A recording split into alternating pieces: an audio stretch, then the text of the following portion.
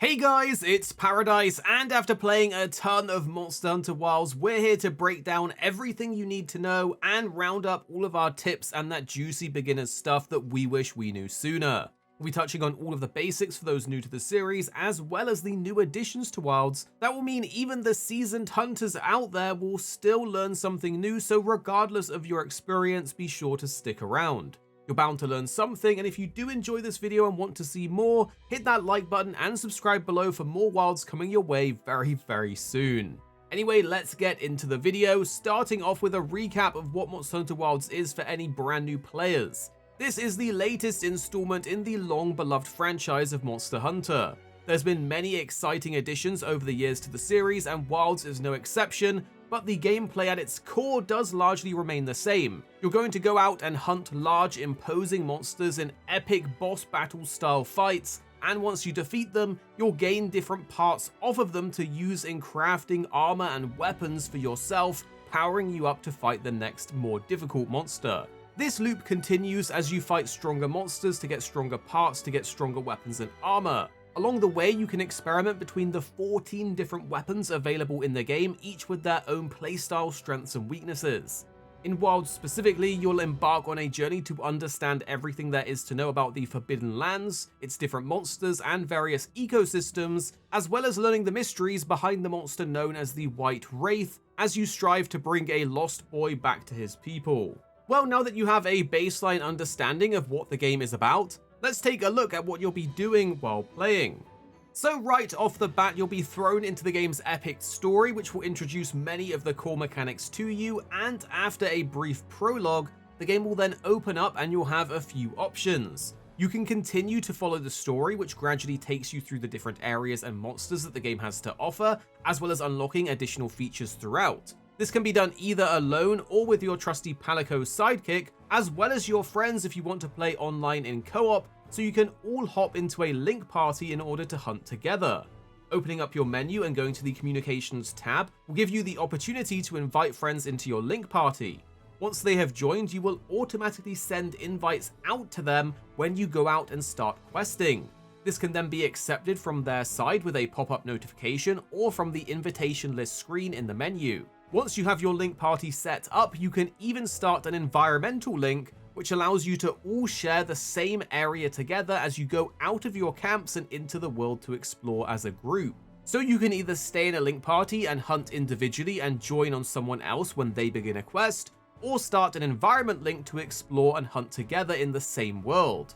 But do note, when playing through the story, you will have to do segments of it solo in order to complete the cutscenes, but once you've all completed that cutscene, you can then choose who to join on and complete that story hunt together. After the hunt is finished, you'll all be separated again to continue the next part of the story, and you can repeat this if you want to play through it in co-op. It's not the ideal solution that we wanted, but it is a slight improvement on previous iterations of Monster Hunter, so just bear in mind if you want to do the story in co-op, it does require sending and accepting a lot of invites. But now let's go over your base camp. This is your main base of operations out in the Forbidden Lands, giving you access to everything that you might need. Your tent is going to be the thing that you probably interact with most, and this is where you will do all of the things that you need to prepare for a hunt. In here you have your item box, where you'll store pretty much everything you have, and it's from here that you'll be taking items you need into your pouch out to hunt with.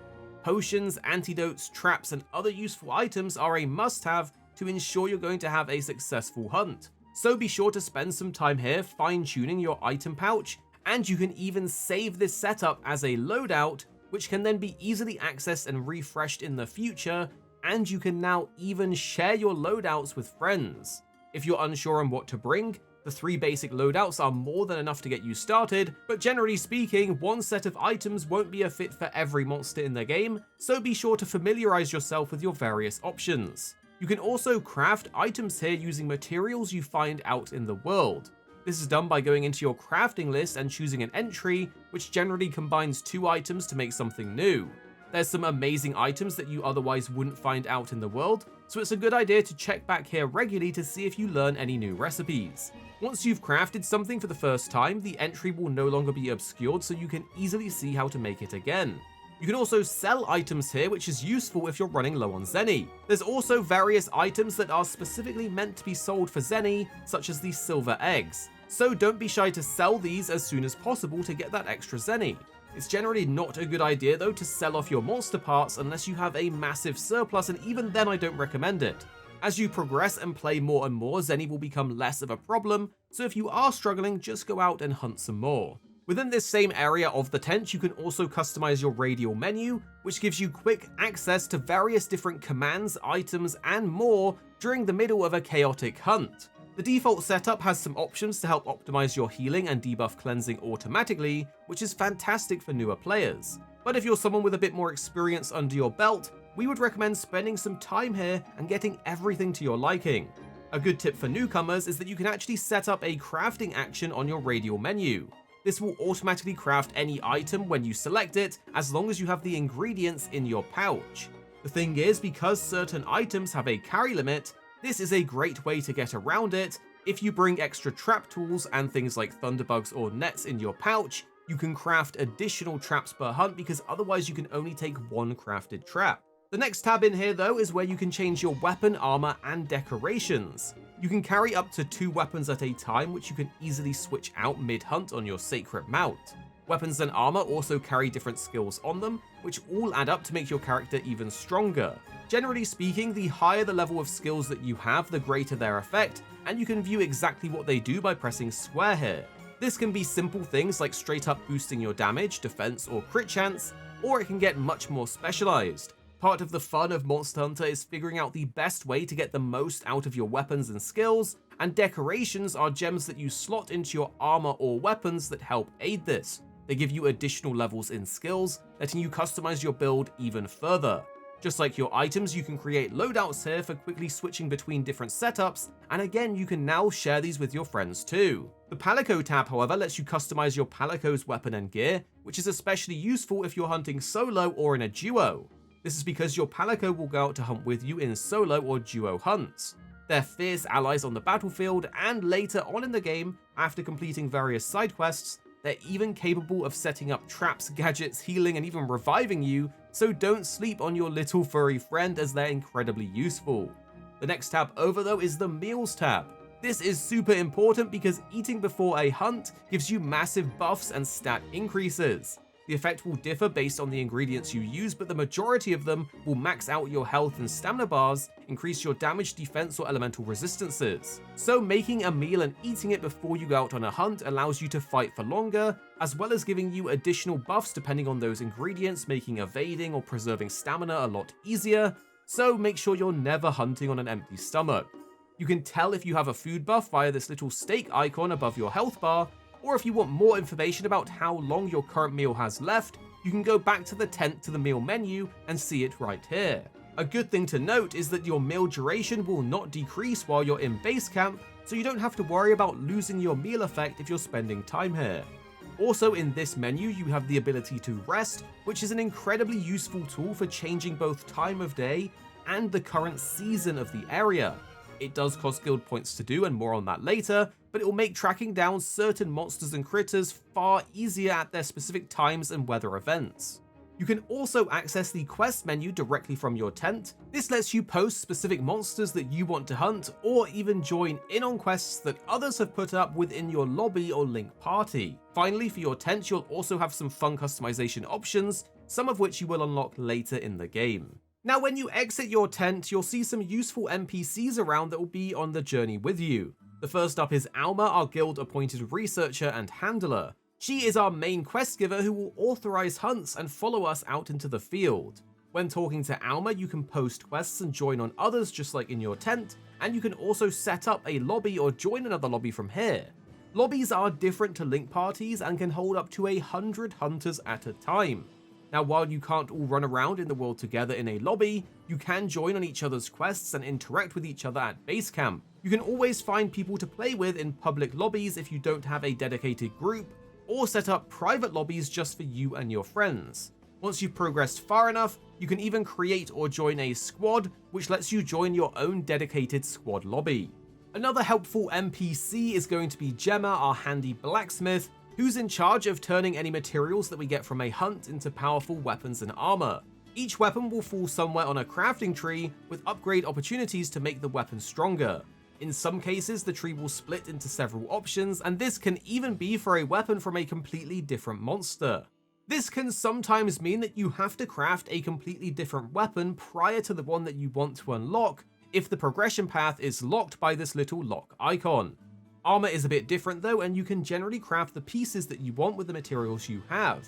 Some armor sets have an alpha and beta variant, and all this means is that the beta variant will have more innate decoration slots, while the alpha variant will have more baked-in armor skills on the piece itself and less decoration slots. So basically, one gives you more customization if you have enough decorations. Gemma is also capable of crafting talismans, which are like powerful charms that give you extra points in a skill of your choosing. These are a great way to make up any missing points from something in your set, letting you put the finishing touches on your build.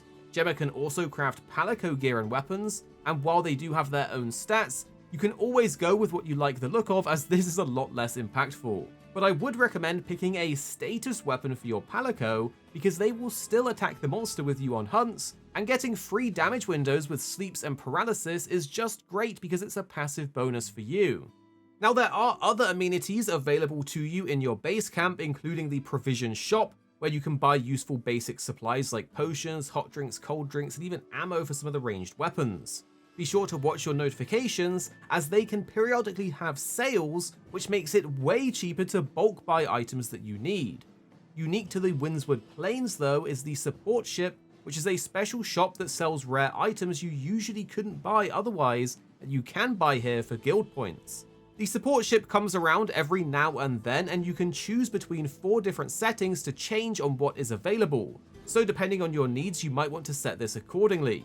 The support desk, however, is your one-stop shop for everything else. From here you can see the latest news for the game, claim any rewards or promotions, as well as manage any DLC, events and bounties, and this will change depending on the time you're watching this video and playing the game, as right now this hasn't been implemented yet. You can, however, access the ingredient center next to it, which has a steady supply of rations for you between hunts, so be sure to come back here and pick these up every now and then to top up your reserves. Finally, here you can manage your pop-up camps, and these are small campsites out in the world that act as fast travel points. You can go inside of these to access all of the functions of your main tent as well. From this NPC you can see all of the ones that you have discovered and set them up or remove them, but you will have to find them in the world to unlock them. Also note, depending on its safety level, some monsters might destroy them and they have a timer to come back. Before we move on though, let's talk about what guild points actually are. This is another form of currency that you can use for various things. You earn them for pretty much doing everything: collecting rare materials out in the world, catching endemic wildlife with your net, and of course completing hunts. But with that all cleared up, let's talk about what to do when you actually get out there on a hunt. To start off with, let's look at our main mode of transportation, the Sacred. This faithful companion will automatically take you on the fastest path towards your quest target, while in auto mode, which can be done by pressing up on the D-pad. This will sometimes take you on shortcut routes that only the Sacred can travel on, so it's always a good idea to mount up when chasing down a fleeing monster. When needed, you can manually control your Sacred though, which is especially handy when you get into combat. That isn't all, because your Sacred actually does have uses in battle too. You can leap off of its back in order to access your airborne moveset, which if done enough times can easily mount a monster, or just straight up use your dismount attack to do the same thing.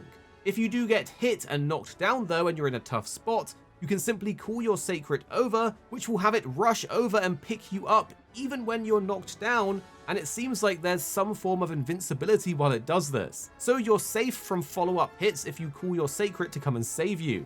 Furthermore, while riding on your Sacred, it is a good idea to use that time to sharpen or heal, as you can do this while moving instead of standing still or moving slowly on foot. If you start to run low on supplies, your Sacred also has its own quest supply pouch, which can be accessed by left on the D-pad and often contains things like nullberries, potions, even hot and cold drinks for the weather. But now let's talk about the hunt itself, and we'll break down the UI. You've got your health bar and stamina bar at the top left, and if you've eaten a meal in preparation as suggested before, these will be maxed out. But if you haven't, you can always eat a well done steak in order to max them out in the middle of exploring or hunting. Above this, you'll see your buffs or debuffs that are listed, and below this will be your sharpness meter if you're playing a melee weapon, and this is very important to keep topped up. You do this by using a whetstone, which can be accessed through your pouch or radial menu, but if you're playing a ranged weapon, you won't have a sharpness bar. Instead, you'll either have ammo or coating UI down in the bottom right. Overall, it's very important to keep up with your health bar, as if it fully depletes you will cart, which will send you back to the nearest camp and use one of your few carts of the hunt, which ultimately will fail if you use them all. It will also decrease the amount of zenny you get for the hunt. Typically, you have 3 carts per hunt, so if you're running low on carts, you need to play more defensive or you might fail. While you're hunting and attacking the monster though, you'll begin to open wounds on its body.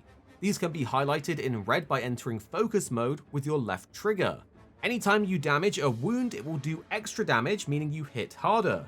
And each weapon even has its own focus strike ability that can interact with these wounds, resulting in a high damage special attack. As you attack different monster parts repeatedly, you'll break parts of the monster, and you can even do things like cut monsters' tails off if they have one. Doing all of these things, breaking parts, chopping tails and more, will result in you getting more materials.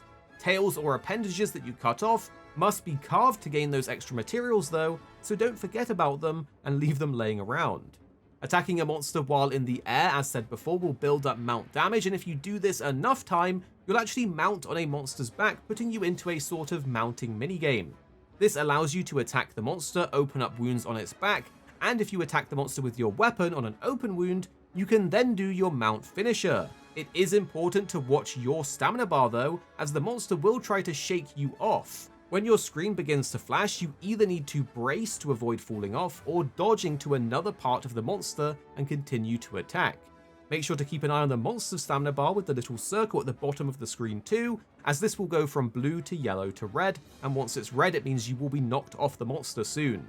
If however you're near some special pillars or terrain, staying on a monster's head will cause them to crash into that terrain in an attempt to knock you down. But dodging this will have them run face first instead, dealing extra damage and momentarily stunning the monster. Once you've done enough damage over the course of a hunt to a monster, they will start to limp, and this is your telltale sign that the monster is almost dead, and usually they will have this little skull icon next to them on the map.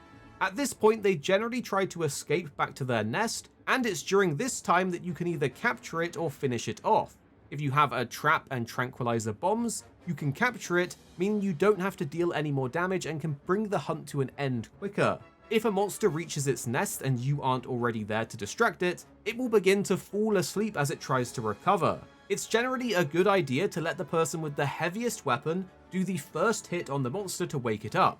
This is considered good etiquette in the game, and there is a damage multiplier on the wake up hit, so the heavier the hit, the more damage. Once you have successfully hunted the monster though, don't forget to carve it before the quest ends for additional parts to make weapons and armor.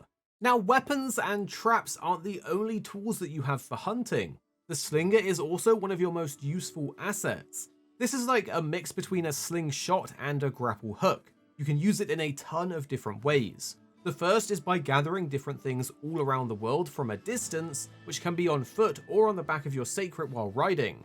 It's a good idea to collect as much as you can while you're out hunting, because everything you pick up will have some use, and the Slinger lets you do that without even needing to get close to it. You can see exactly what is in range of you with the dynamic list on the left of your screen. A handy tip to make the most of it is to know that you can automatically target these items by holding down L2 for focus mode and pressing up or down on the D-pad to scroll through this list. Pressing circle will then have you automatically fire your Slinger and pick up that item or activate that environmental trap, even if you aren't looking at it. If you want to be even more of an expert, you can do this on your sacred, meaning as you automatically run through the world, if you're fast enough, you can collect everything around you. The Slinger is also used to interact with a number of natural traps out in the world, like vine traps and falling boulders and more, so make sure to look out for things in the environment that you can use against the monster. You'll find different pods littered around the world that can be picked up and fired from your Slinger that each have different properties. Some of these will do things like flash the monster out of the sky, a dung pod will force a monster to retreat if you're fighting too many at the same time, and there's other various effects. You can even shoot things out of your Slinger while your weapon is drawn if you hold L2 and push in your left analog stick. Now before we wrap things up, let's take a look at the map because there's a lot going on. This is not only useful for the obvious, which is showing you where you need to go, but it also gives you a ton of information on your surroundings. You can see the location of each monster on the map, their current state, how much time they have left before they leave, what bonus rewards you get for hunting them, and more. You can easily start a quest here by selecting them on the map, or if you'd rather get stuck in and go out in the world, you can just hit the monster and with enough damage, the quest will start. Other things such as smaller monsters, gatherable items, interactable terrain, and more are all shown here on the map. You can even filter out exactly what you want to see in this menu. This menu, accessed with the D-pad, allows you to access your camps as well for very fast traveling. This can even be done in the middle of combat if you're in a pinch, which is new to Monster Hunter Wilds. So if you have some time, you can open the map and quickly fast travel to save your life. The environmental overview is also a useful tool that you want to use. This shows you a list of every active monster, as well as the event forecast for the next hour. This shows you the time, the season, what minor events are going on, and what things are coming up, so you can plan out your hunting very easily. One handy thing to know is that anything on your map can be made into a waypoint to automatically travel to by clicking in the right stick. This will tell your Sacred that you want to go there, and off you go. Equally useful though is the world map screen that you can access by opening up your map and pressing triangle, which gives you a breakdown of each of the areas in the game that you currently have available, letting you quickly check what monsters are in that area and other details. From here you can fast travel to those zones, start a quest with one of the monsters, and even save these quests as investigations later on, which will be very important once you finish the story. On this world map, you can even see if the supply ship is available, or if you have any special meals by visiting a villager that's prepared a meal for you, which gives you even better meal buffs than meals that you make yourself. Hopefully you've enjoyed the video and learned something along the way, and if you have any tips of your own that we missed out, be sure to put them in the comments below so we can all learn together as a community, and make sure to subscribe for more Monster Hunter Wilds content coming very, very soon. Here at Arekkz Gaming, we're two friends who love to play games. You have me, Paradise, as well as 26. Our goal is to keep the videos as concise as possible by cutting out any of the fluff and focusing on what really matters with high quality videos. So make sure you're subscribed down below for more videos on your favorite games coming very, very soon.